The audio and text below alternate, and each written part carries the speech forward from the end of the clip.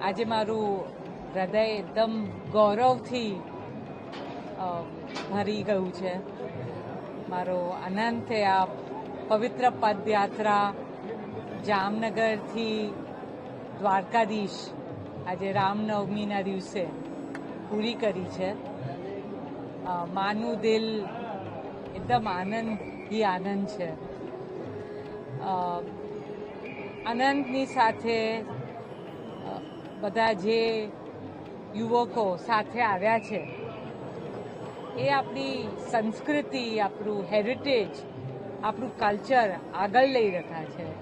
તો એને માટે મને ખૂબ જ ગર્વ થાય છે કે આ છોકરાઓ પણ આટલી નાની ઉંમરે આટલું બધું ભગવાનમાં માની અને 10 દિવસ ચાલ્યા છે.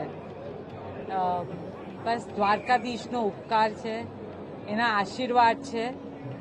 અને મુકેશને હું બસ બધા યુવકોને ખૂબ ખૂબ આશીર્વાદ આપીએ છીએ. ધન્યવાદ. જય શ્રી કૃષ્ણ, જય દ્વારકાધીશ.